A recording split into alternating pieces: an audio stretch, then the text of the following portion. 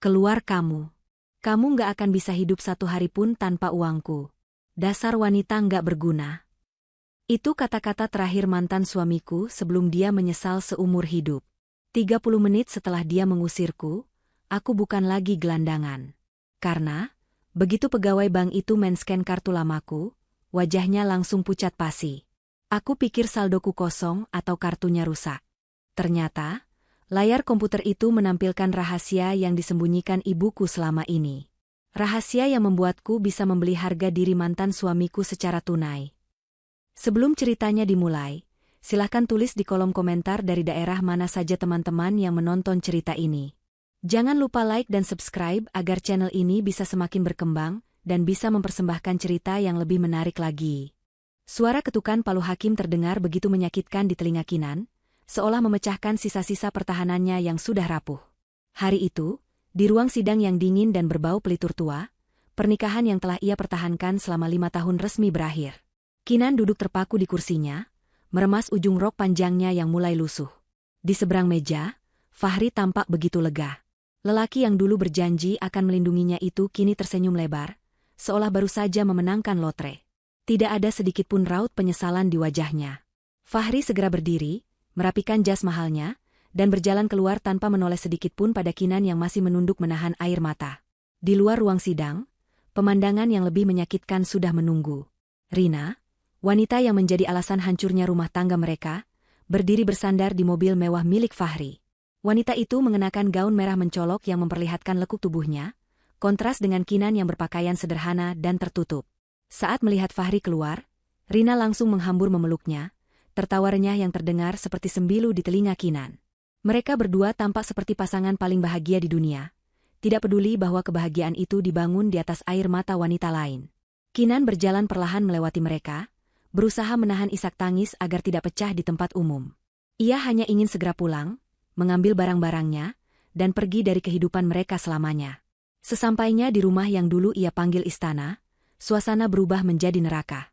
Fahri dan Rina ternyata mengikuti Kinan pulang. Dengan kasar, Fahri membuka pintu kamar utama dan mulai melempar barang-barang Kinan ke lantai. Koper besar berwarna hitam dilemparkan ke hadapan Kinan dengan bunyi berdebum keras.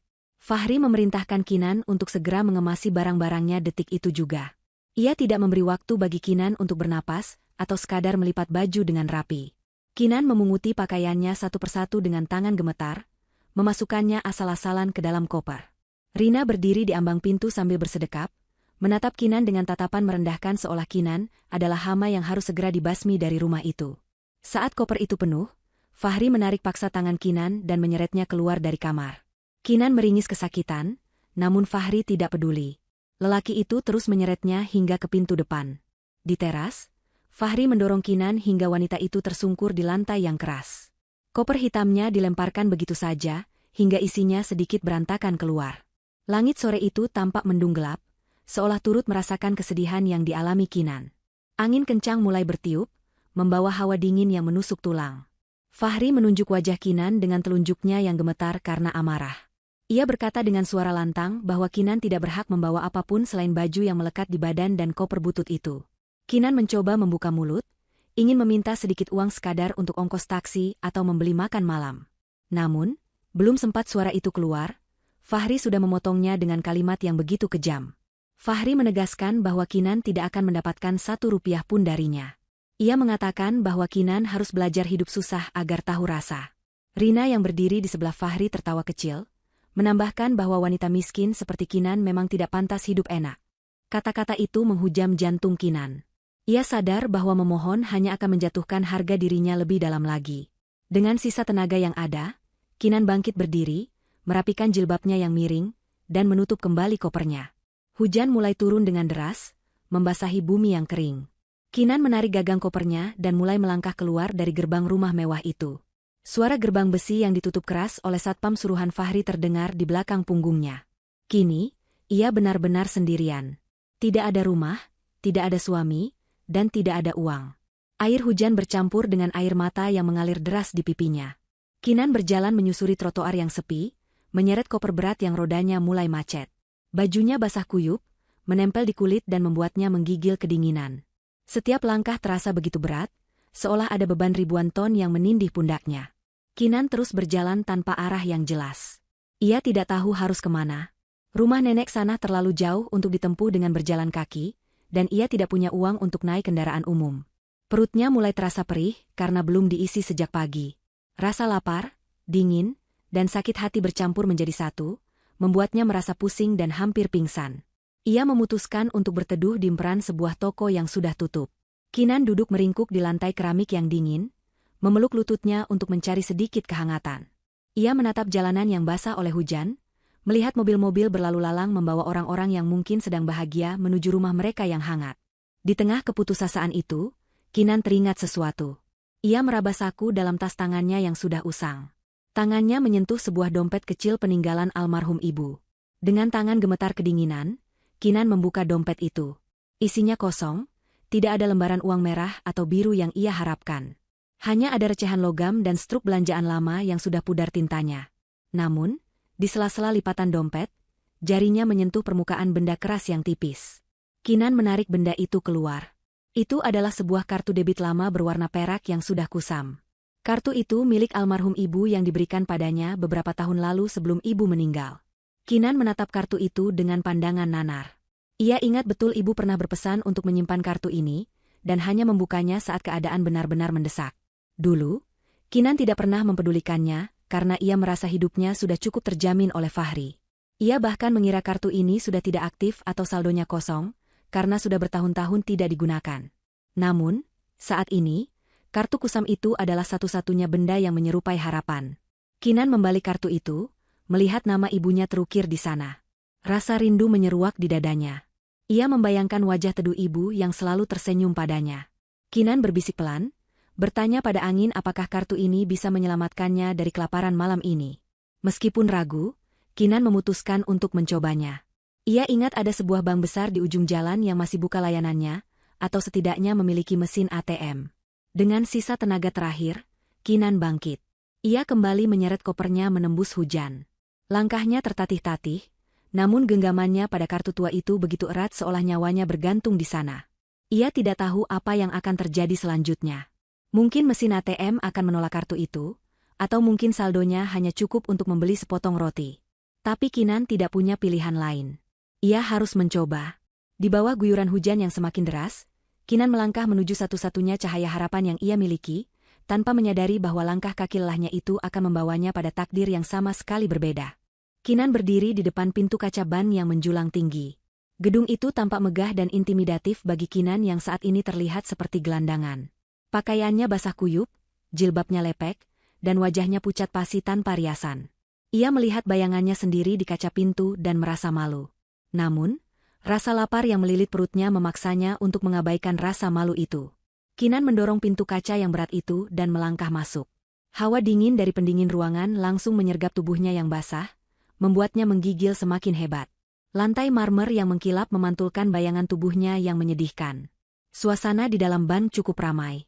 Beberapa nasabah yang berpakaian rapi menoleh ke arahnya dengan tatapan aneh. Ada yang menatap jijik, ada pula yang menatap kasihan. Satpam yang berjaga di dekat pintu sempat melangkah maju dengan wajah curiga, hendak menegur Kinan.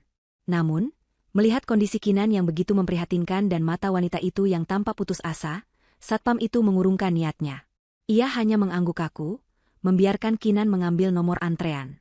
Kinan mengambil secari kertas kecil dari mesin antrean. Tangannya gemetar hebat saat memegang kertas itu.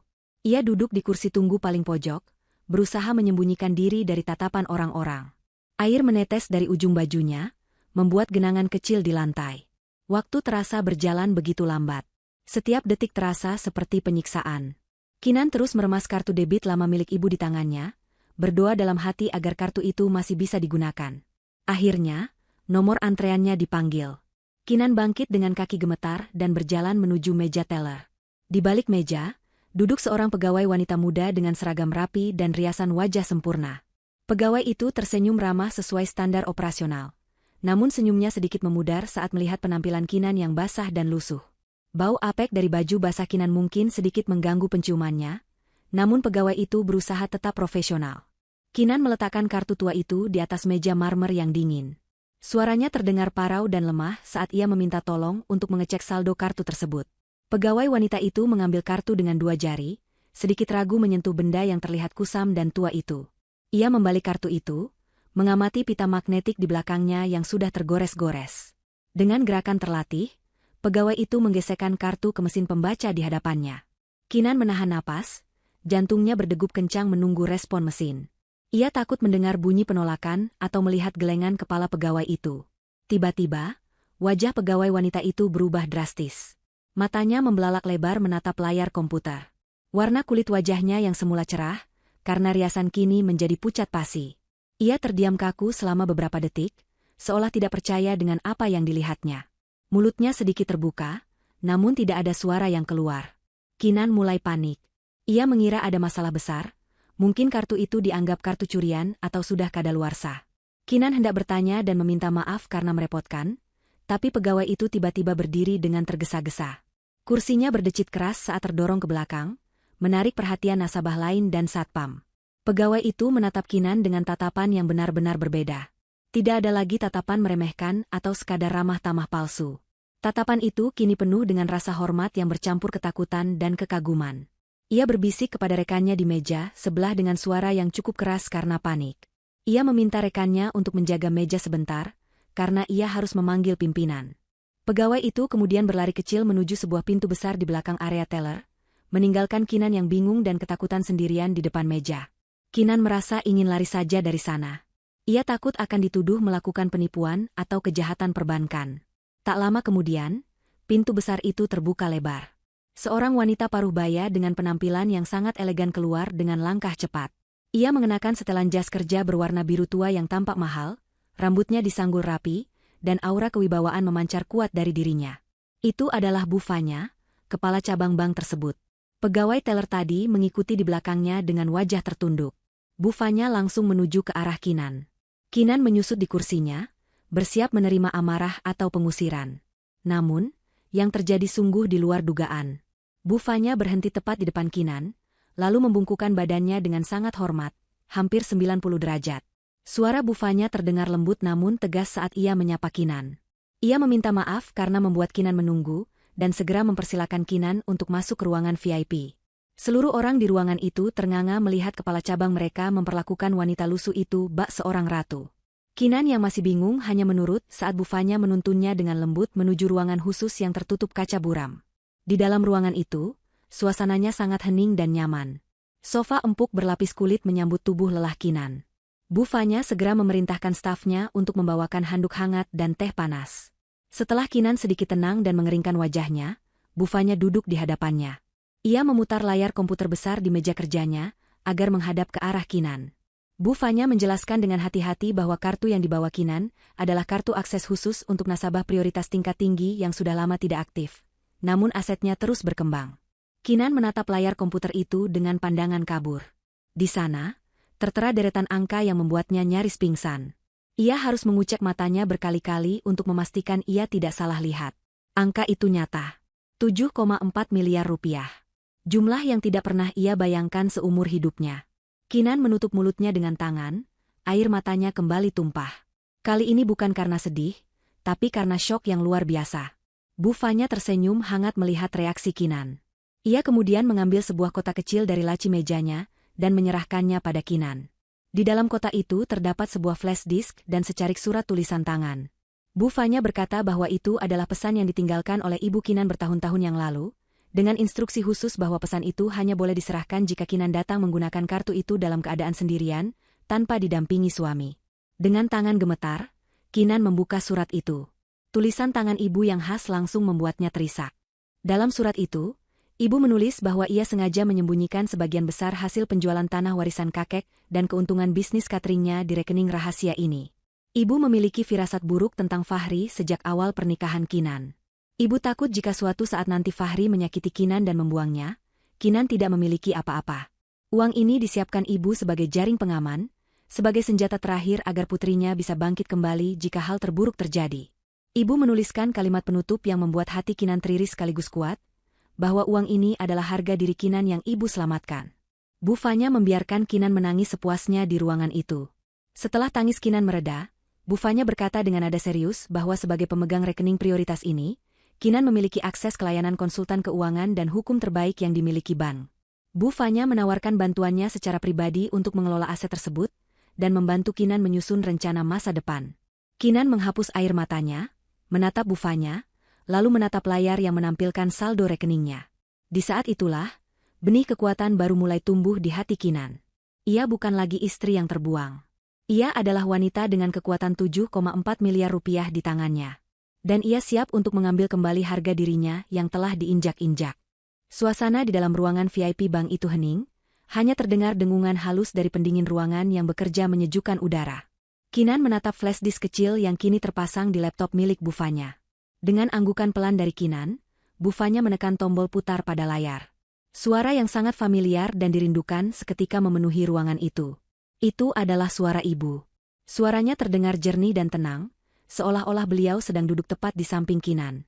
Rekaman itu dimulai dengan sapaan sayang yang biasa ibu ucapkan setiap pagi. Air mata Kinan kembali menetes. Namun kali ini ia membiarkannya mengalir tanpa isak tangis yang menyakitkan. Ia mendengarkan dengan saksama setiap kata yang diucapkan oleh wanita yang telah melahirkannya itu. Dalam rekaman tersebut, ibu menjelaskan alasan di balik tabungan rahasia ini. Ibu bercerita bahwa ia sudah lama melihat gelagat Fahri yang tidak tulus. Ibu menyadari bahwa menantunya itu terlalu ambisius dan seringkali meremehkan peran Kinan di rumah. Oleh karena itu, ibu diam-diam menyisihkan keuntungan dari berbagai aset tanah dan usahanya ke dalam instrumen investasi jangka panjang yang tidak bisa dilacak oleh siapapun kecuali pemilik kartu itu. Bagian yang paling membuat dada Kinan sesak adalah ketika ibu berkata bahwa uang ini dikunci dengan syarat khusus. Dana ini hanya bisa dicairkan jika status pernikahan Kinan berubah, entah karena kematian pasangan atau perceraian. Ibu seolah sudah memprediksi masa depan bahwa suatu hari nanti, Kinan akan membutuhkan pegangan hidup saat ia berdiri sendirian tanpa suami. Pesan itu berakhir dengan kalimat yang membakar semangat Kinan. Ibu berpesan agar Kinan tidak menjadi wanita lemah yang hanya bisa menangis di pojokan kamar. Ibu ingin Kinan menggunakan uang itu untuk membangun kebahagiaannya sendiri, membantu orang lain, dan menunjukkan kepada dunia bahwa ia mampu berdiri tegak meski badai menghantam. Rekaman berhenti, meninggalkan keheningan yang berbeda di ruangan itu. Kinan menghapus sisa air matanya dengan punggung tangan. Wajahnya kini tidak lagi menyeratkan keputusasaan. Ada sorot mata tajam yang baru muncul, sebuah tekad yang kuat untuk membalas semua rasa sakit yang ia terima. Kinan menoleh ke arah Bu Fanya yang sejak tadi diam, memperhatikannya dengan tatapan simpatik namun penuh hormat.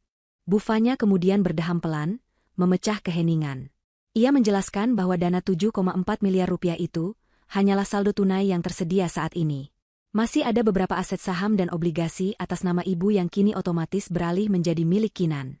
Bu Fanya menawarkan diri untuk menjadi manajer investasi pribadi Kinan, memastikan bahwa kekayaan ini tidak akan habis begitu saja, melainkan akan terus bertambah. Kinan menyetujui tawaran itu.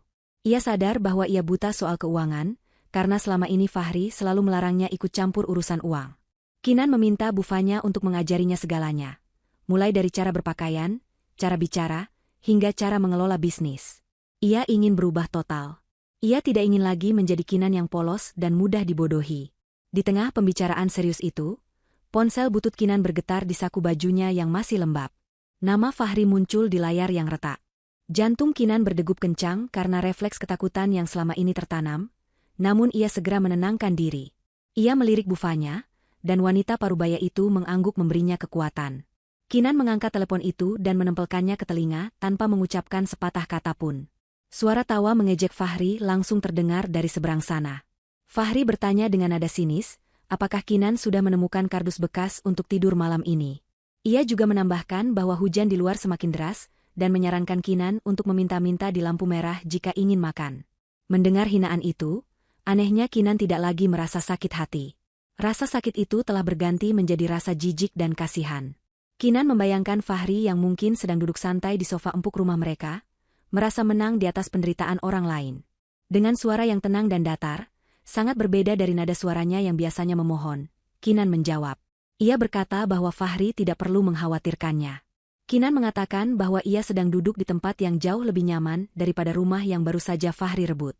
Jawaban tenang Kinan membuat Fahri terdiam sejenak di ujung telepon. Bingung karena tidak mendapatkan reaksi histeris yang ia harapkan. Fahri kemudian mendengus kasar, mengira Kinan hanya berbohong untuk menutupi gengsinya.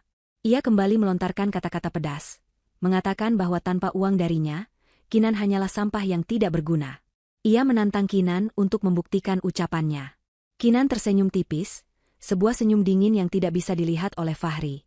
Kinan berbisik pelan namun tajam ke arah ponselnya. Ia mengatakan agar Fahri menikmati kemenangan kecilnya saat ini, karena roda kehidupan sedang berputar lebih cepat dari yang Fahri bayangkan. Kinan menutup percakapan itu dengan kalimat singkat bahwa Fahri harus bersiap menerima kejutan darinya, lalu ia mematikan sambungan telepon secara sepihak. Untuk pertama kalinya dalam 5 tahun, Kinanlah yang menutup telepon lebih dulu. Setelah menutup telepon, Kinan meletakkan ponselnya di meja. Ia menatap Bufanya dan mengatakan bahwa ia siap memulai hidup baru. Langkah pertama yang ia minta adalah tempat tinggal yang aman, jauh dari jangkauan Fahri, dan fasilitas untuk membersihkan diri. Bufanya tersenyum lebar. Ia segera menghubungi asistennya untuk menyiapkan sebuah apartemen mewah di pusat kota, yang merupakan salah satu properti kelolaan bank untuk nasabah prioritas. Bufanya juga berjanji akan mengirimkan tim penata gaya ke apartemen itu besok pagi. Malam itu, Kinan keluar dari ban bukan lagi sebagai gelandangan yang terusir, melainkan sebagai seorang wanita kaya yang baru saja bangun dari tidur panjangnya, siap untuk menyusun bidak catur dalam permainan pembalasan dendam yang elegan. Sinar matahari pagi menembus tirai jendela apartemen mewah di lantai 30. Kinan terbangun di atas kasur berukuran besar yang empuk, jauh lebih nyaman dibandingkan kasur di rumah lamanya. Ia menatap langit-langit kamar yang tinggi dengan lampu gantung kristal yang indah. Sejenak, ia mengira semua kejadian kemarin hanyalah mimpi. Namun, ketika ia melihat tumpukan berkas aset di meja nakas dan kartu debit hitam eksklusif yang baru diterimanya dari Bufanya, ia sadar ini adalah kenyataan. Hari ini adalah hari pertama transformasinya. Sesuai janji Bufanya, tim profesional yang terdiri dari penata busana, ahli kecantikan, dan pelatih kepribadian datang ke apartemennya. Proses transformasi itu tidak mudah bagi Kinan yang terbiasa tampil sederhana dan polosan. Ia harus belajar merawat kulit wajahnya yang kusam, karena sering menangis dan kurang tidur. Ahli kecantikan memberinya serangkaian perawatan mahal, yang membuat kulitnya kembali bercahaya dalam hitungan hari. Penata busana membuang semua baju lama Kinan yang lusuh dan menggantinya dengan koleksi pakaian bermerek namun tetap santun dan menutup aurat. Kinan diajari cara memadukan warna jilbab dengan gamis modern yang elegan, serta cara memilih aksesoris yang tidak berlebihan namun berkelas. Ia menatap cermin dan nyaris tidak mengenali sosok yang berdiri di sana. Wanita di cermin itu terlihat berwibawa, anggun, dan memancarkan aura mahal yang mengintimidasi. Sementara Kinan sibuk memperbaiki diri, di sisi lain kota, kehidupan Fahri mulai terusik oleh masalah-masalah kecil yang menjengkelkan. Di kantornya, Fahri membanting tumpukan berkas ke meja sekretarisnya. Beberapa klien penting tiba-tiba membatalkan kontrak kerjasama tanpa alasan yang jelas. Arus kas perusahaan mulai tersendat karena pembayaran dari mitra bisnis tertunda. Fahri yang terbiasa hidup boros mulai merasa tertekan. Ia mencoba menghubungi beberapa investor kenalannya, namun mereka semua mendadak sulit dihubungi atau memberikan alasan sibuk. Fahri tidak tahu bahwa di balik layar, Bufanya telah menggunakan jaringan perbankannya untuk memberi sinyal merah halus kepada para pebisnis tentang kredibilitas perusahaan Fahri yang mulai dipertanyakan. Kekesalan Fahri semakin bertambah di rumah. Rina, istri barunya, terus merengek minta dibelikan perhiasan baru dan paket liburan ke Eropa sebagai hadiah pernikahan mereka. Rina tidak mau tahu tentang masalah kantor Fahri. Baginya, menikah dengan Fahri berarti hidup senang tanpa batas. Ketika Fahri mencoba menjelaskan bahwa mereka harus sedikit berhemat bulan ini, Rina marah besar dan menuduh Fahri pelit. Pertengkaran demi pertengkaran mulai mewarnai rumah tangga mereka yang baru seumur jagung. Rina bahkan mulai membanding-bandingkan Fahri dengan suami teman-temannya yang lebih royal, membuat ego Fahri terluka. Untuk membuktikan bahwa ia masih kaya dan berkuasa, Fahri nekat mengajak Rina makan malam di restoran paling mahal di kota itu, meski ia harus menggunakan kartu kredit yang limitnya hampir habis. Malam itu, restoran Prancis bergaya klasik tersebut dipenuhi oleh kalangan elit kota. Fahri dan Rina duduk di meja tengah, berusaha terlihat menikmati hidangan meski suasana hati Fahri sedang buruk. Rina sibuk mengambil foto makanan untuk dipamerkan di media sosial, tidak mempedulikan wajah masam suaminya. Di tengah makan malam itu, suasana restoran tiba-tiba sedikit riuh. Para pelayan tampak sibuk menyambut tamu yang baru datang. Pintu utama terbuka, dan seorang wanita melangkah masuk dengan anggun. Wanita itu mengenakan terusan panjang berwarna biru navy berbahan sutra, dipadu dengan jilbab sutra bermotif emas yang berkilauan lembut. Tas tangan yang dijinjingnya adalah edisi terbatas yang harganya setara dengan mobil baru. Fahri dan Rina menoleh sekilas, penasaran dengan sosok yang menjadi pusat perhatian itu. Mereka melihat wanita itu berjalan melewati meja mereka, dipandu oleh manajer restoran menuju meja VIP di dekat jendela. Fahri mengerutkan kening, merasa familiar dengan postur tubuh wanita itu, namun otaknya menolak mempercayai apa yang ia lihat. Rina berbisik iri kepada Fahri, mengomentari betapa mahalnya tas yang dibawa wanita itu, dan betapa cantiknya kulit wajahnya yang bersih terawat. Rina, yang selalu merasa dirinya paling cantik, merasa tersaingi oleh kehadiran wanita asing yang memancarkan aura, old money, yang kuat itu. Mereka terus memperhatikan wanita itu duduk, dan memesan menu dengan bahasa asing yang fasih. Ketika pelayan datang membawakan hidangan pembuka ke meja wanita itu, suara pelayan terdengar cukup jelas hingga ke meja Fahri. Pelayan itu membungkuk sopan dan berkata, "Silakan dinikmati, Ibu Kinan. Ini adalah menu spesial rekomendasi koki kami." Mendengar nama itu disebut, sendok di tangan Fahri terjatuh ke piring, menimbulkan bunyi denting yang nyaring. Rina tersedak minumannya dan menatap horor ke arah wanita itu. Fahri membelalakan matanya, menatap lekat-lekat wajah wanita di meja VIP itu.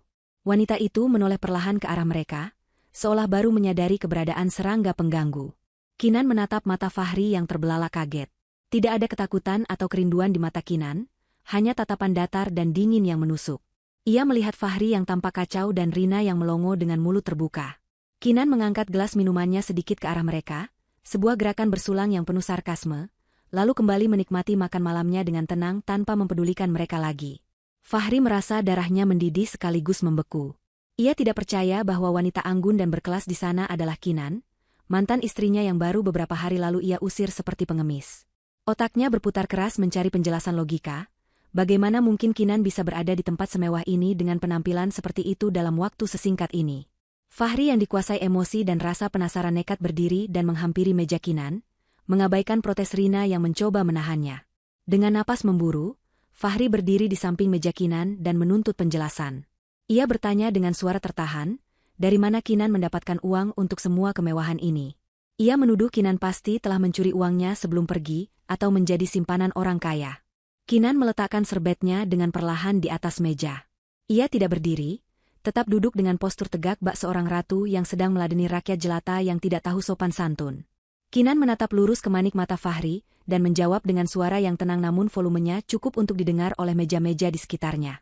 Ia berkata bahwa Fahri terlalu percaya diri jika mengira satu-satunya sumber uang di dunia ini hanya berasal dari dompetnya yang tipis itu. Kinan menyindir bahwa mungkin selama ini Fahri lah yang terlalu sibuk melihat ke bawah, sehingga tidak sadar siapa sebenarnya wanita yang ia nikahi. Sebelum Fahri sempat membalas, manajer restoran datang dan dengan tegas meminta Fahri untuk kembali ke mejanya atau meninggalkan restoran karena telah mengganggu kenyamanan tamu VIP mereka. Wajah Fahri memerah karena malu.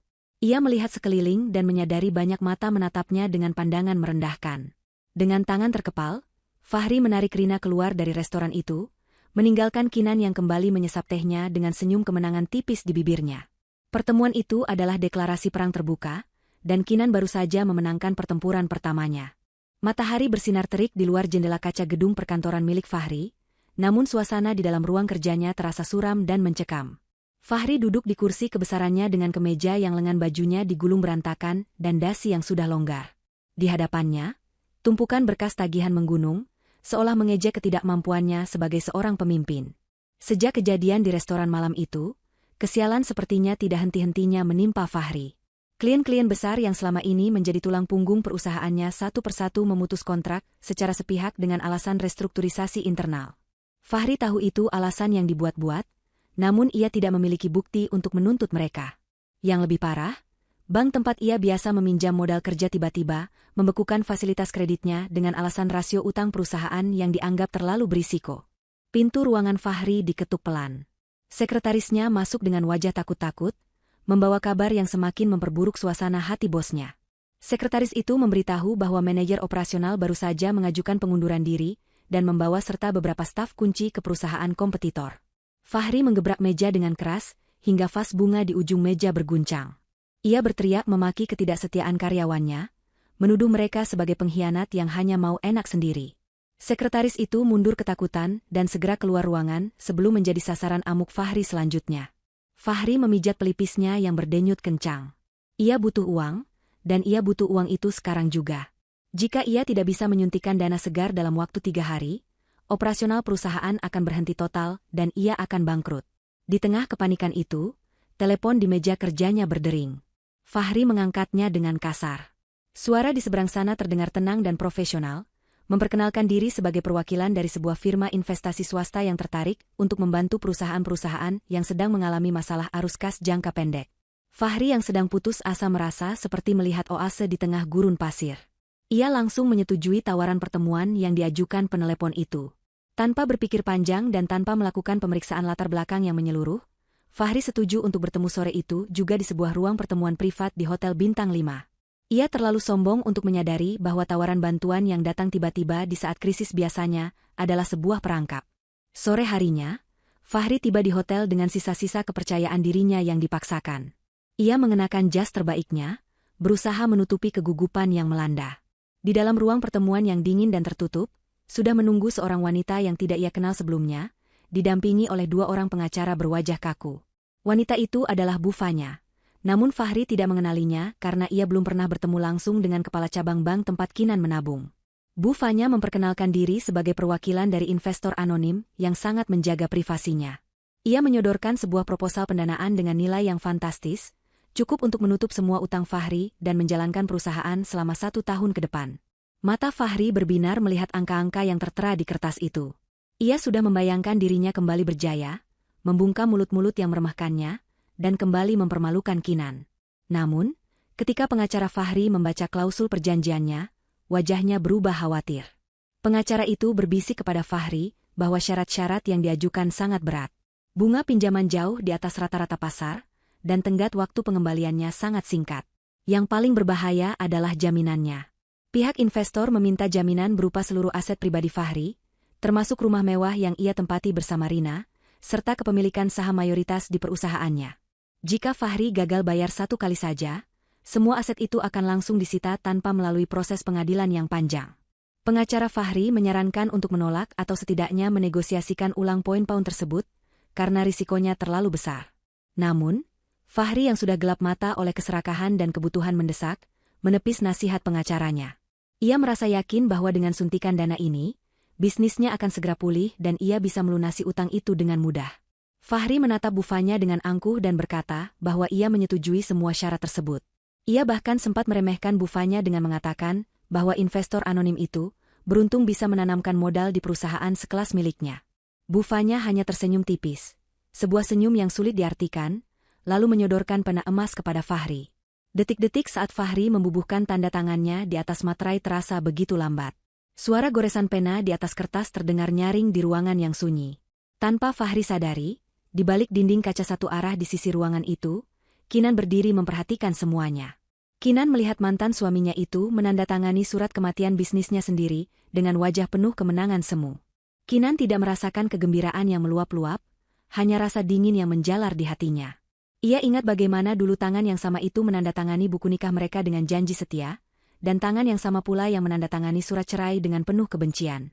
Kini, tangan itu sedang menggali kuburannya sendiri. Setelah penandatanganan selesai, Bu Fanya menjabat tangan Fahri dengan erat.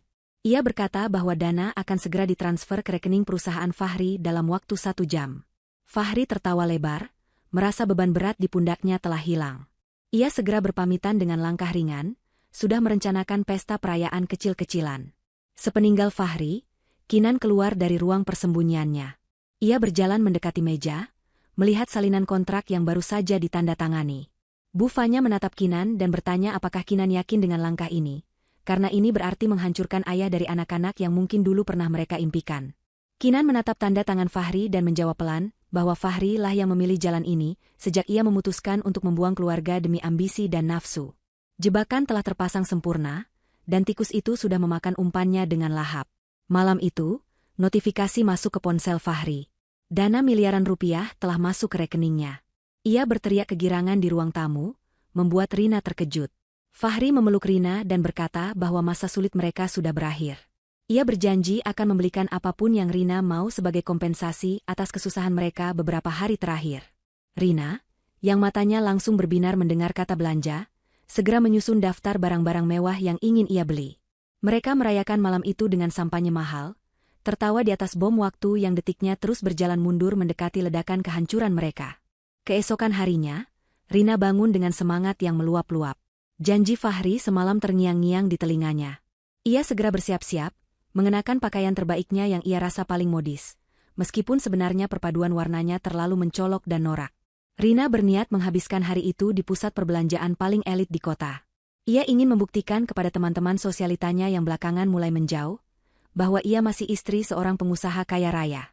Rina membayangkan wajah iri teman-temannya saat ia memamerkan barang-barang branded terbaru.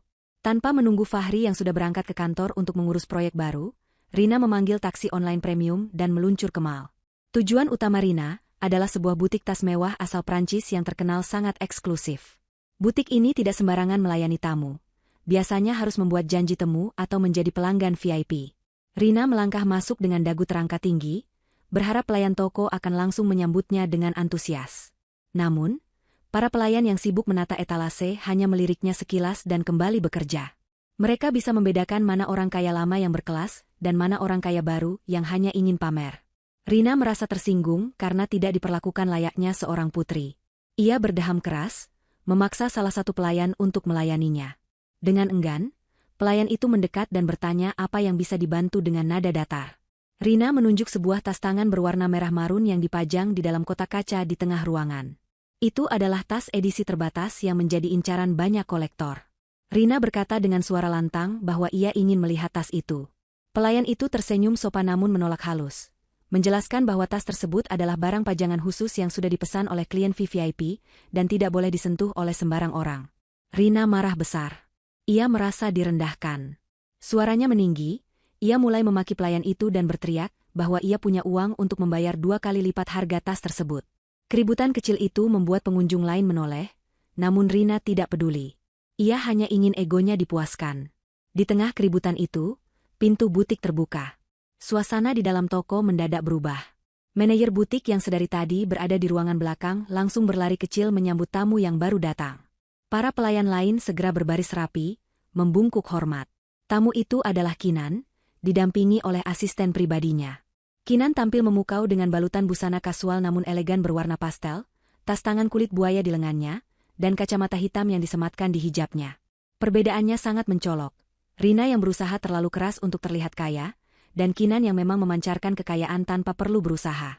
Rina terdiam, mulutnya menganga melihat perlakuan istimewa yang diterima Kinan. Manajer butik mempersilakan Kinan duduk di sofa bludru, dan segera menyajikan minuman dingin. Tanpa perlu diminta, manajer itu mengambil kunci dari sakunya, membuka kotak kaca tempat tas merah marun yang diinginkan Rina tadi, dan membawanya ke hadapan Kinan. Manajer itu berkata dengan nada sangat manis bahwa pesanan ibu Kinan sudah siap dan kondisinya sempurna. Darah Rina mendidih melihat pemandangan itu. Tas yang tadi dibilang tidak boleh disentuh, kini disodorkan dengan hormat kepada mantan istri suaminya yang ia anggap kampungan. Rina tidak tahan lagi. Ia menerobos mendekati sofa tempat Kinan duduk dan mulai melabrak.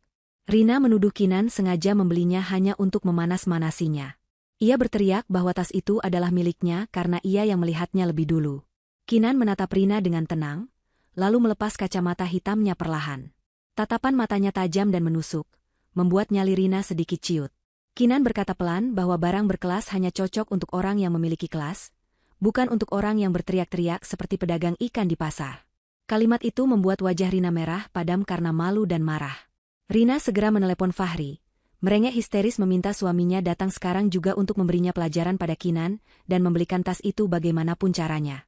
Tak lama kemudian, Fahri datang dengan napas terengah-engah. Ia meninggalkan rapat penting demi panggilan Rina. Saat melihat Kinan duduk santai dengan tas mewah itu, wajah Fahri berubah pucat.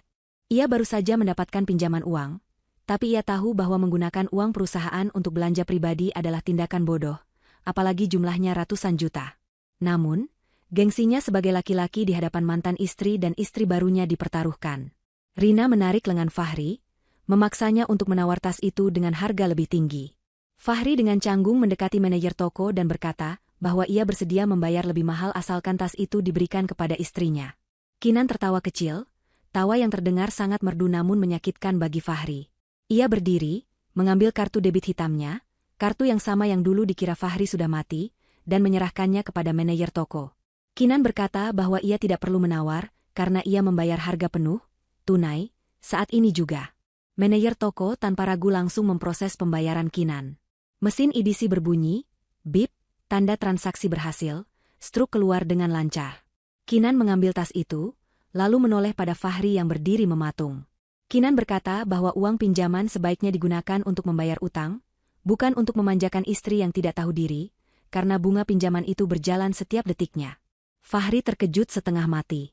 Bagaimana Kinan bisa tahu soal pinjaman itu? Keringat dingin mulai mengucur di dahinya. Kinan berjalan melewati mereka berdua menuju pintu keluar.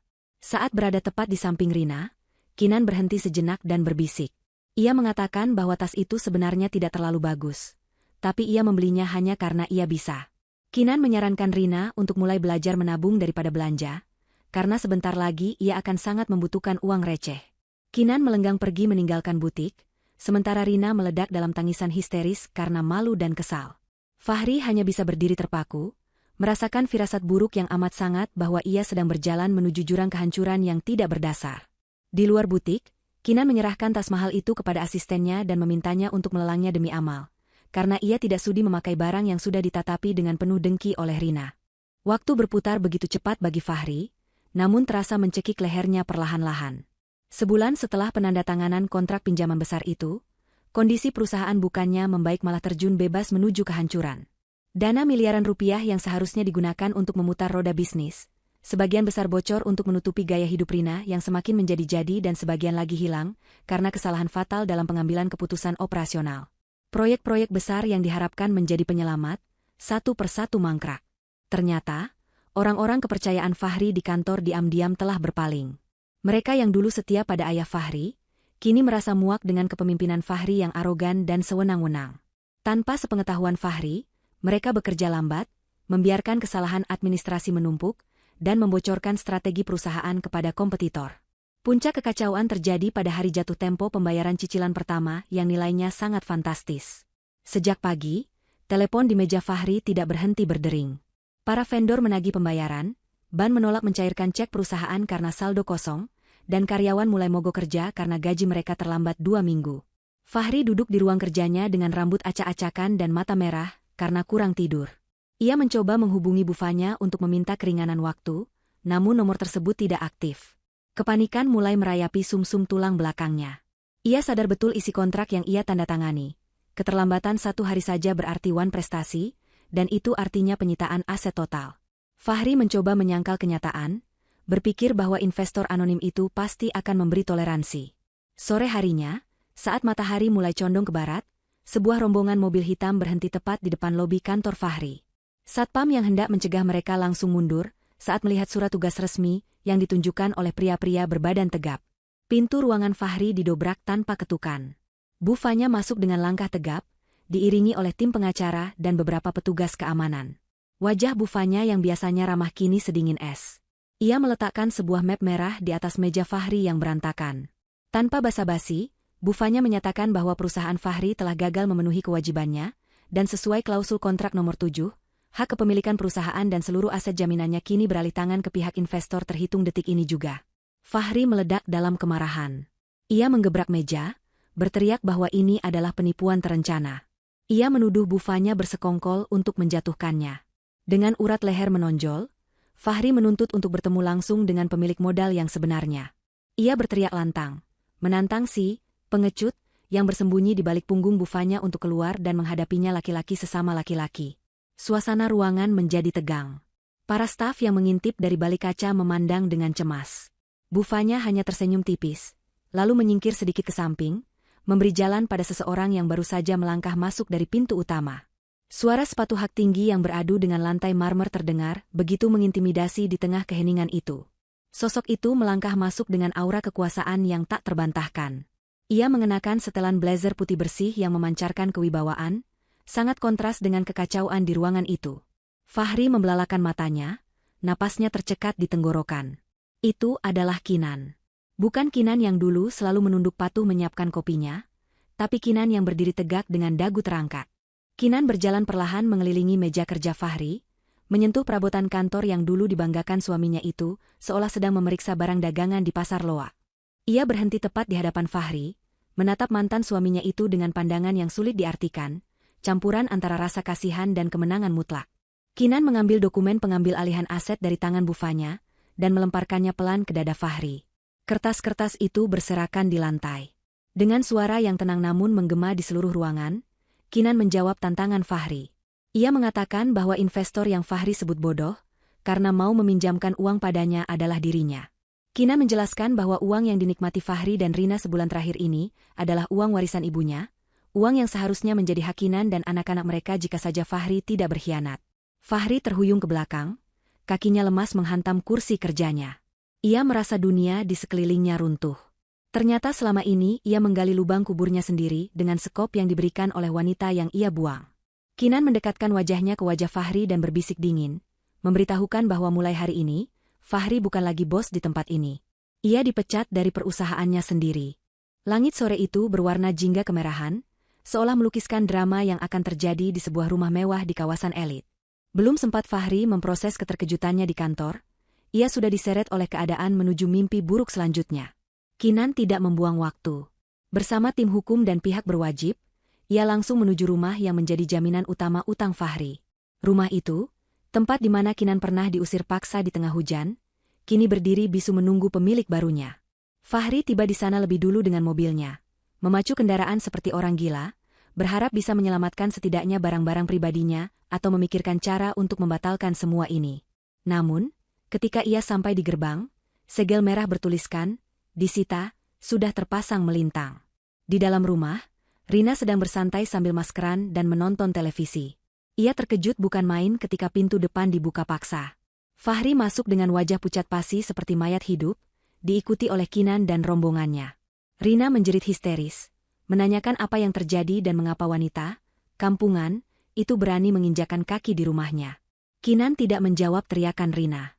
Ia berjalan santai menuju ruang tengah, duduk di sofa tunggal favorit Fahri, menyilangkan kakinya dengan anggun. Bufanya, yang berdiri di samping Kinan, membacakan surat perintah pengosongan rumah. Rina melongo, tidak percaya dengan apa yang didengarnya. Rumah ini, istananya, kini resmi menjadi milik Kinan. Kinan melirik jam tangan mahalnya. Ia menatap Fahri dan Rina bergantian, lalu mengucapkan kalimat yang sangat familiar di telinga Fahri. Kinan berkata bahwa ia memberi waktu tepat 1 jam bagi mereka berdua untuk mengemasi barang-barang pribadi. Hanya pakaian dan barang-barang yang tidak bernilai aset. Perhiasan, mobil, elektronik, dan barang seni semuanya adalah milik perusahaan yang kini menjadi milik Kinan. Fahri, yang sudah kehilangan segala harga dirinya, tiba-tiba jatuh berlutut di kaki Kinan. Ia menangis, memohon belas kasihan. Ia mencoba memanggil memori masa lalu, menyebut nama anak-anak yang belum sempat mereka miliki, dan mengatakan bahwa ia hilaf. Pemandangan Fahri yang mengemis di kaki mantan istrinya sungguh menyedihkan sekaligus memuaskan bagi siapapun yang mengetahui sejarah mereka. Kinan menatap puncak kepala Fahri yang bersujud di kakinya tanpa emosi. Hatinya yang dulu lembut kini telah membatu oleh pengkhianatan. Ia berkata pelan, mengingatkan Fahri pada malam hujan saat ia diusir tanpa uang sepeser pun. Kinan bertanya, di mana belas kasihan Fahri saat itu? Di mana hati nurani Fahri saat membiarkan istrinya menggelandang kelaparan? Pertanyaan itu menohok jantung Fahri, membuatnya terdiam 1000 bahasa. Kinan menegaskan bahwa ini bukan balas dendam, melainkan konsekuensi logis dari sebuah kontrak bisnis yang Fahri tanda tangani dengan kesadaran penuh. Bisnis adalah bisnis, tidak ada ruang untuk perasaan pribadi, persis seperti prinsip yang selalu diagung-agungkan Fahri dulu. Sementara Fahri sibuk meratapi nasibnya, Rina yang menyadari bahwa kapal ini benar-benar akan tenggelam, mulai menunjukkan warna aslinya. Ia tidak ikut memohon atau menenangkan suaminya. Sebaliknya, Rina berlari ke kamar tidur. Ia membongkar lemari besi, mengambil semua perhiasan emas, jam tangan mahal, dan uang tunai yang tersisa. Ia memasukkan semuanya ke dalam tas besar dengan panik. Rina tidak peduli pada Fahri. Yang ia pedulikan hanyalah bagaimana ia bisa bertahan hidup setelah ini. Saat Rina turun tangga dengan tas-tas besar yang penuh sesak, petugas keamanan menghadangnya. Mereka meminta Rina membuka tas tersebut untuk diperiksa sesuai instruksi penyitaan. Rina memberontak, berteriak-teriak seperti orang gila. Ia memaki petugas, memaki Kinan, dan akhirnya memaki Fahri. Di depan semua orang, Rina menyalahkan Fahri yang dianggapnya bodoh dan tidak becus mencari uang. Ia berteriak bahwa ia menyesal menikah dengan laki-laki bangkrut seperti Fahri. Kata-kata Rina itu menampar Fahri lebih keras daripada kebangkrutannya. Fahri menatap wanita yang demi dirinya, ia rela membuang istri sebaik Kinan. Wanita yang ia puja-puja itu ternyata hanyalah benalu yang mencintainya hanya saat ia beruang. Saat uang itu habis, cinta itu pun menguap seketika. Fahri tertawa getir, Tawa orang yang sudah kehilangan akal sehatnya, menyadari betapa bodohnya ia selama ini. Kinan memberi isyarat kepada petugas keamanan untuk membiarkan Rina pergi, namun hanya dengan pakaian yang melekat di badan. Semua barang jarahan di tas Rina disita kembali. Rina akhirnya diusir keluar rumah dengan tangan kosong. Menangis meraung-raung di halaman, bukan karena kehilangan suami, tapi karena kehilangan harta. Kini giliran Fahri. Dengan langkah gontai, ia berjalan keluar dari rumah yang dulu ia bangun dengan kesombongan. Ia membawa satu koper kecil berisi baju-bajunya, persis seperti koper yang dibawa Kinan dulu. Bedanya, Kinan pergi dengan membawa harga diri, sementara Fahri pergi dengan membawa penyesalan seumur hidup. Pintu gerbang tertutup perlahan, memisahkan Fahri dari masa lalunya. Di balik jendela lantai atas, Kinan menatap kepergian mereka. Ia tidak tersenyum. Ia hanya menghela napas panjang, merasa lega karena satu bab kelam dalam hidupnya akhirnya benar-benar telah ditutup. Malam itu udara terasa begitu menusuk, seolah alam semesta sedang menghukum dua manusia yang baru saja kehilangan segalanya. Rina berjalan tertatih-tatih di trotoar yang basah, menyeret kakinya yang lecet karena memaksakan diri memakai sepatu hak tinggi yang kini salah satu haknya telah patah. Ia tidak punya tujuan, tidak punya uang, dan yang paling parah, ia tidak punya lagi rasa malu yang bisa melindunginya. Rasa lapar mulai menggerogoti perutnya dengan kejam, namun kemarahan di dadanya membakar lebih panas daripada rasa laparnya. Rina tidak bisa menerima kenyataan bahwa ia, yang beberapa jam lalu masih nyonya besar di rumah mewah, kini tidak lebih baik dari pengemis jalanan. Otaknya yang licik mulai berputar mencari cara instan untuk mendapatkan uang. Ia teringat bahwa di kantor lama Fahri, ada brankas kecil di ruangan sekretaris yang sering digunakan untuk menyimpan dana taktis tunai. Rina yakin Fahri yang bodoh itu pasti lupa mengosongkannya, dan Kinan pasti belum sempat memeriksanya. Dengan sisa tenaga dan tekad nekat, Rina menyelinap ke area gedung perkantoran yang kini gelap gulita. Ia tahu jalan tikus lewat pintu belakang yang sering dibiarkan tidak terkunci oleh petugas kebersihan yang malas. Rina berhasil masuk, jantungnya berdegup kencang seperti drum perang. Ia meraba-raba dalam kegelapan, menaiki tangga darurat menuju lantai 3. Pikirannya dipenuhi bayangan tumpukan uang tunai yang bisa ia gunakan untuk kabur keluar kota dan memulai hidup baru. Ia akan membuktikan bahwa ia bisa bertahan tanpa Fahri. Sesampainya di ruangan itu, Rina menyalakan senter dari ponselnya yang baterainya tinggal sedikit. Ia menemukan brankas itu tersembunyi di balik lukisan dinding. Tangannya gemetar saat mencoba memasukkan kombinasi angka yang pernah ia intip dari balik bahu Fahri dulu. Klik! Pintu brankas terbuka. Mata Rina berbinar tamak. Namun, saat ia membuka pintu besi itu lebar-lebar, harapannya hancur berkeping-keping. Brankas itu kosong melompong. Hanya ada debu dan selembar kertas kecil bertuliskan pesan singkat yang ditulis dengan tinta merah. Kertas itu bertuliskan bahwa semua aset telah diamankan. Rina menjerit frustrasi, melempar kertas itu ke lantai. Suara jeritannya memecah keheningan malam kantor yang sunyi. Belum sempat ia meredakan amarahnya, lampu ruangan tiba-tiba menyala terang benderang, menyilaukan matanya. Rina terkesiap, menutupi wajahnya dengan tangan. Di ambang pintu, berdiri dua orang petugas keamanan berseragam lengkap dan dua orang polisi. Di belakang mereka, Bufanya berdiri dengan tangan bersedekap, menatap Rina dengan pandangan dingin yang penuh kemenangan. Ternyata, Kinan dan Bufanya sudah memperhitungkan langkah Rina. Mereka tahu watak serakah wanita itu. Jebakan brankas kosong itu memang sengaja dipasang untuk menangkap basah Rina yang mencoba melakukan pencurian aset perusahaan yang kini sudah berstatus dalam penyitaan hukum. Rina mencoba memberontak saat polisi memborgol kedua tangannya. Ia berteriak histeris, memaki Bufanya sebagai wanita iblis, dan mengancam akan menuntut balik. Namun, polisi tidak peduli. Bukti percobaan pencurian dan pembobolan sudah sangat jelas terekam oleh kamera pengintai yang baru dipasang sore tadi. Rina diseret keluar gedung dengan memalukan, ditonton oleh beberapa pegawai lembur yang berbisik-bisik mencemooh. Malam itu, Rina tidur bukan di kasur empuk Hotel Bintang 5, melainkan di lantai dingin sel tahanan yang berbau apek, dikelilingi oleh penjahat-penjahat kelas teri. Sementara itu, nasib Fahri tidak kalah menyedihkan. Setelah diusir dari rumahnya sendiri, ia mencoba menghubungi teman-teman klub bisnisnya, orang-orang yang dulu sering ia traktir makan mewah dan bermain golf. Namun, nomor ponselnya seolah sudah masuk dalam daftar hitam mereka. Panggilan teleponnya ditolak, pesan singkatnya tidak dibalas. Satu orang teman yang sempat mengangkat teleponnya hanya berkata singkat, bahwa ia tidak mau terseret dalam masalah hukum Fahri, dan menyarankan Fahri untuk tidak menghubunginya lagi. Fahri menyadari satu kebenaran pahit malam itu, bahwa ia tidak pernah memiliki teman sejati. Mereka semua hanya lalat yang mengerubungi gula. Saat gula itu habis, lalat-lalat itu terbang mencari mangsa lain.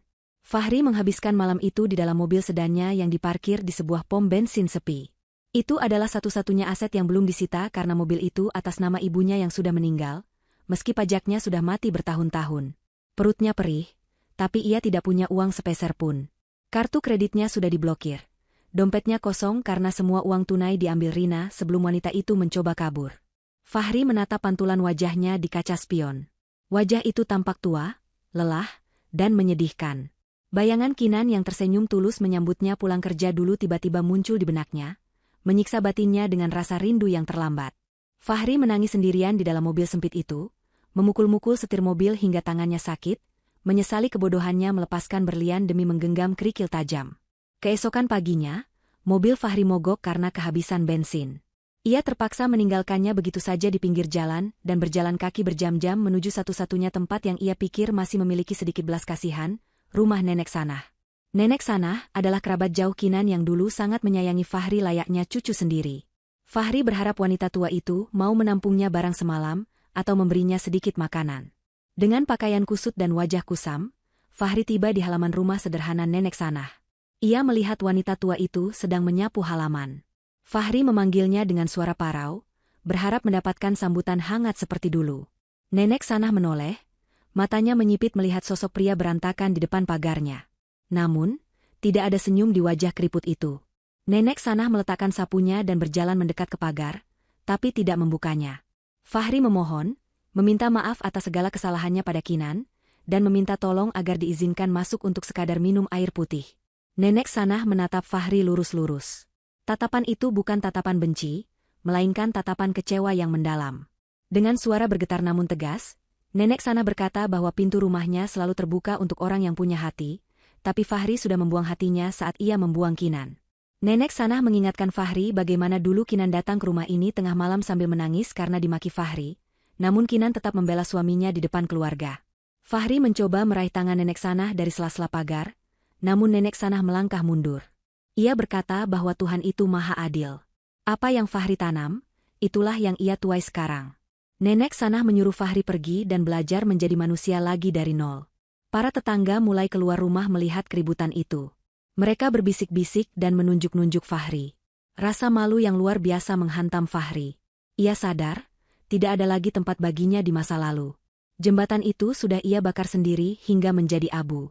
Dengan langkah gontai seperti mayat hidup, Fahri berbalik arah, meninggalkan rumah Nenek Sanah, berjalan menuju ketidakpastian nasib yang gelap gulita, sendirian di dunia yang kini terasa begitu luas namun sempit baginya.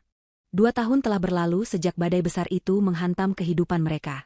Waktu, seperti sungai yang mengalir tenang, perlahan membasuh luka dan menumbuhkan tunas-tunas harapan baru. Pagi itu, langit Jakarta tampak begitu cerah, biru bersih tanpa sedikitpun awan kelabu, seolah turut merayakan hari istimewa bagi seorang wanita yang telah bangkit dari keterpurukan. Di halaman sebuah gedung baru yang asri dan megah, ratusan orang berkumpul. Umbul-umbul berwarna cerah melambai ditiup angin, dan pita peresmian terbentang rapi di pintu masuk utama. Di papan nama gedung itu terukir tulisan besar berwarna emas, Yayasan Kasih Ibu Rumah Singgah Kinan. Kinan berdiri di atas podium, mengenakan gamis putih sederhana namun elegan yang memancarkan aura ketenangan.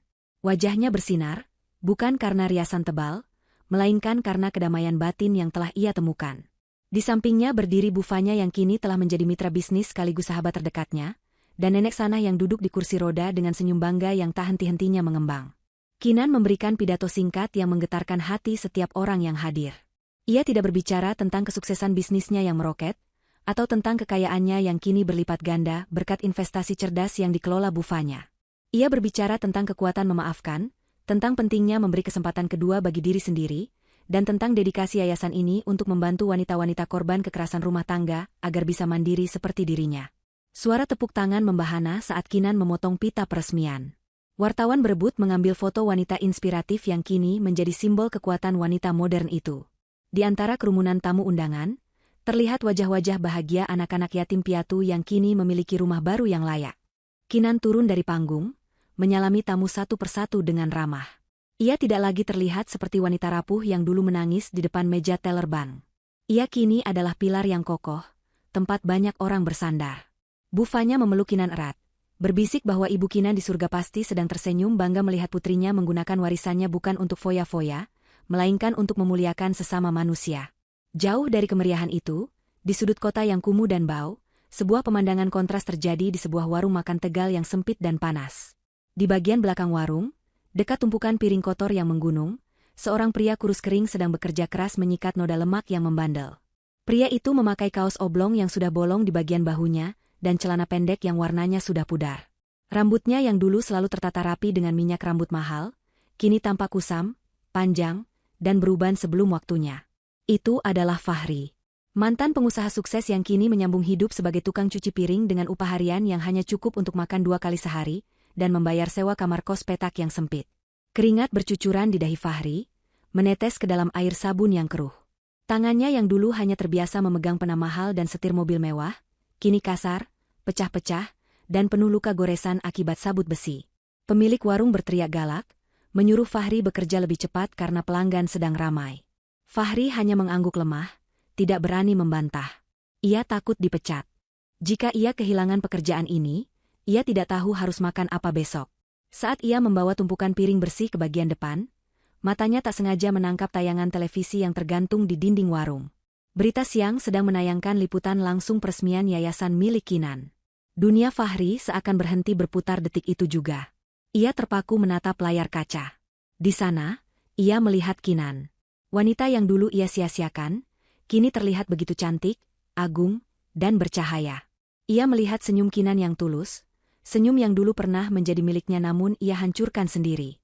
Fahri melihat betapa orang-orang menghormati Kinan. Air mata perlahan menetes membasahi pipi Fahri yang kotor. Dadanya sesak oleh penyesalan yang teramat sangat. Ia menyadari bahwa Kinan bisa menjadi seperti itu bukan karena uang warisan semata, tapi karena karakter bajanya yang baru terasa setelah Fahri menghancurkannya. Fahri yang membuatnya menjadi berlian, tapi Fahri jugalah yang membuang berlian itu ke lumpur, dan kini ia hanya bisa menatap kilauannya dari kejauhan. Di sisi lain layar berita, muncul sekilas laporan kriminal tentang pemindahan narapidana ke lapas Nusa Kambangan. Wajah Rina muncul sekilas di layar, memakai rompi oranye tahanan dengan wajah tirus dan tatapan kosong. Mantan istrinya itu divonis hukuman penjara yang lama, karena kasus penipuan berlapis dan pencurian. Fahri menundukkan kepalanya dalam-dalam. Ia dan Rina sama-sama mendapatkan apa yang pantas mereka dapatkan. Karma tidak pernah salah alamat, dan tagihannya selalu dibayar lunas dengan bunga yang mencekik. Pemilik warung kembali membentak Fahri, membuyarkan lamunannya. Dengan cepat Fahri menghapus air matanya dan kembali ke belakang. Kembali ke tumpukan piring kotor yang menjadi teman setianya kini, menanggung beban penyesalan yang akan ia bawa sampai mati. Sore harinya, setelah acara selesai, Kinan meminta sopirnya untuk mengantarkannya ke sebuah tempat pemakaman umum yang asri. Kinan berjalan sendirian menyusuri jalan setapak di antara nisan-nisan, tangannya memegang sebuket bunga lili putih kesukaan ibunya. Ia berhenti di depan sebuah makam yang terawat rapi. Di nisan itu tertulis nama ibunda tercinta. Kinan berjongkok, meletakkan bunga itu dengan lembut, lalu mengeluarkan sesuatu dari saku bajunya. Kartu debit lama berwarna perak yang ujungnya sudah sedikit terkelupas. Kartu yang menjadi awal mula perubahan nasibnya.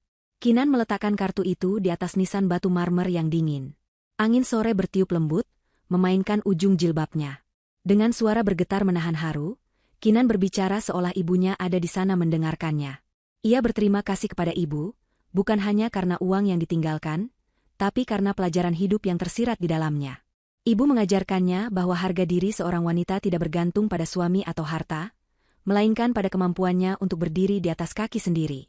Kinan berbisik bahwa ia sudah memaafkan Fahri dan Rina, bukan karena mereka pantas dimaafkan, tapi karena Kinan pantas mendapatkan kedamaian.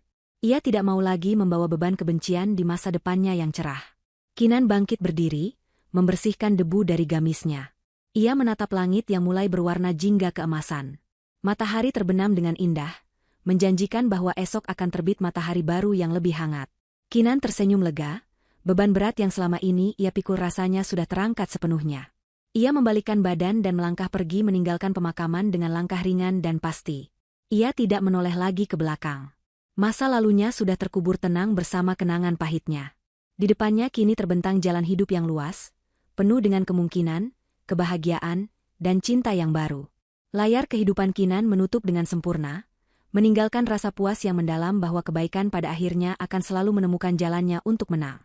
5 tahun telah berlalu sejak badai kehidupan itu mereda, dan waktu telah memahat takdir masing-masing tokoh dengan sangat adil. Di sebuah aula hotel bintang 5 di Jakarta Pusat, suasana riuh rendah oleh tepuk tangan meriah. Cahaya kamera berkilatan tanpa henti, menyorot sosok wanita anggun yang berdiri di tengah panggung. Itu adalah Kinan. Hari ini adalah peluncuran buku biografinya yang berjudul Cahaya di Ujung Badai, sebuah buku yang menjadi bestseller bahkan sebelum resmi dirilis. Kinan tampak jauh lebih muda dari usianya. Wajahnya berseri-seri, memancarkan kebahagiaan yang utuh. Di sampingnya, berdiri seorang pria tegap dengan senyum teduh dan tatapan penuh kasih sayang.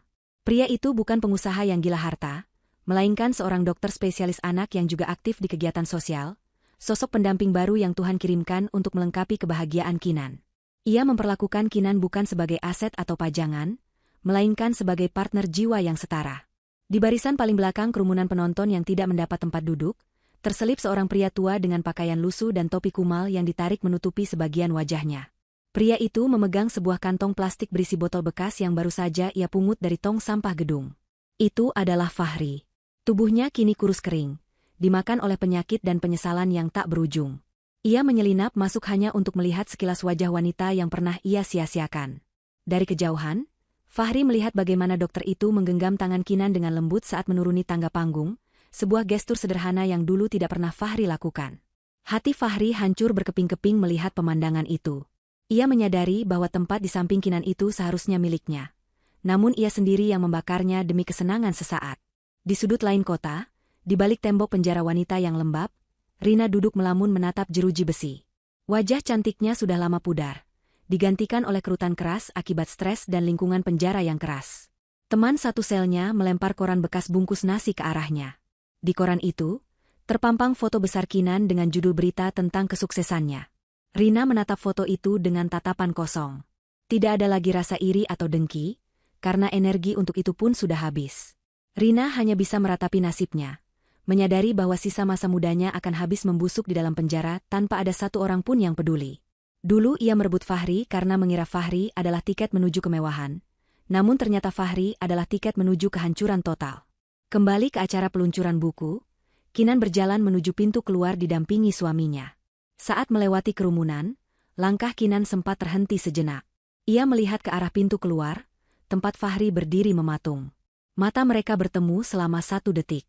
Fahri menahan napas, berharap Kinan akan marah, memaki, atau setidaknya menunjukkan emosi padanya. Namun, reaksi Kinan sungguh di luar dugaan.